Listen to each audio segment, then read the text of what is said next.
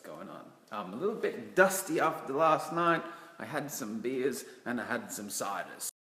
Since I'm on such a bloody good roll with the mini lessons, I thought maybe I'd do another mini lesson this morning. Let's do one.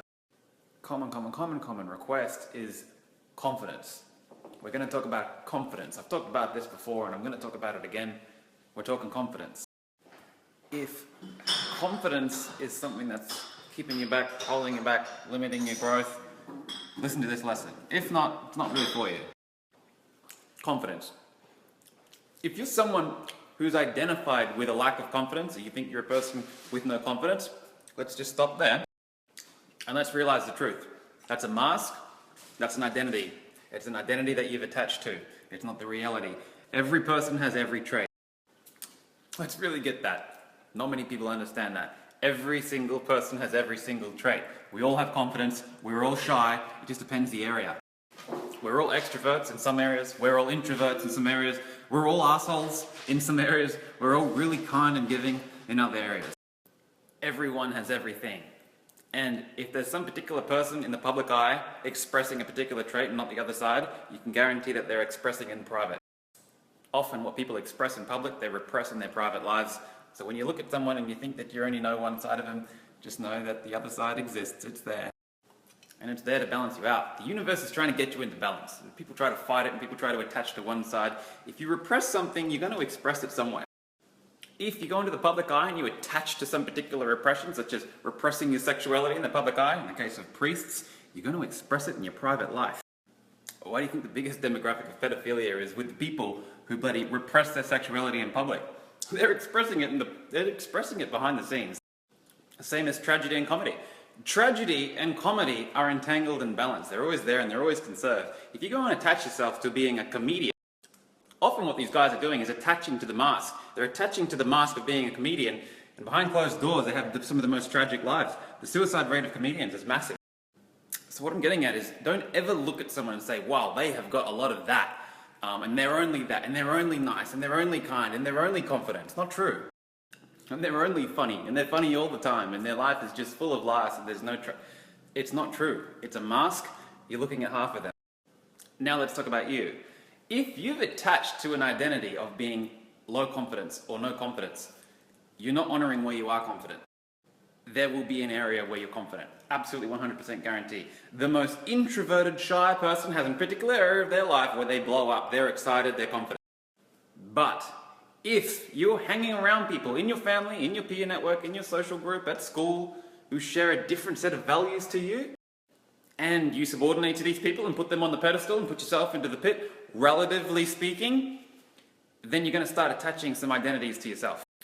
Because in your subordination, you'll think that the areas where they're confident are more valuable, more worthy, more important, more honorable than the areas where you show your confidence. And over time, you'll start to repress your confidence. No one has a lack of confidence. They have a repression of their confidence because they're subordinating to other people who have a different set of values to them.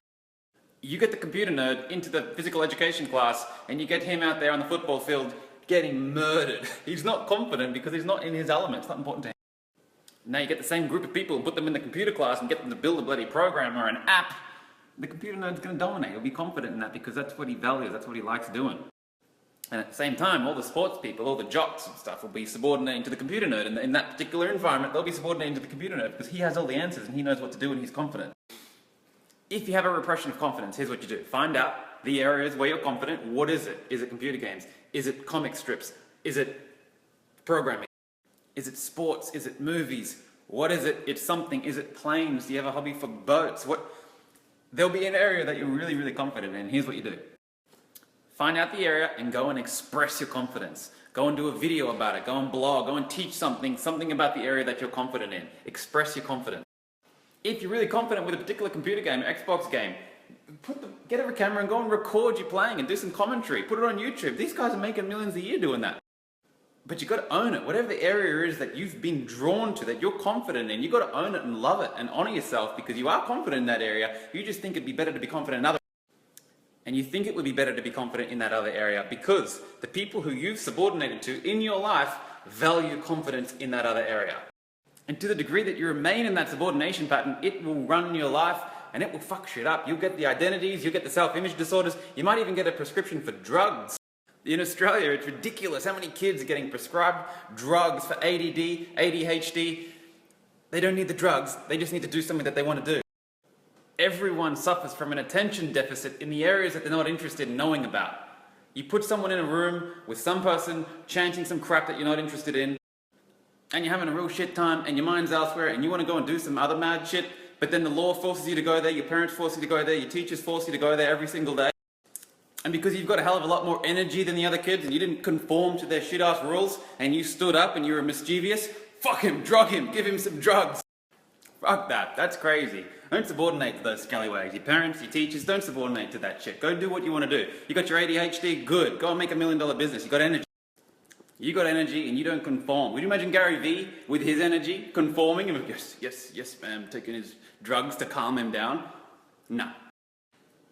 Find what it is you're confident in and go and express your confidence. Once you do, you'll start to realize that you do have confidence. You're not lacking it. And when you see it, and when you own it, and when you love it, and you love the form that it's in, because that's what's important to you, that's you, then that confidence spills over into other areas too.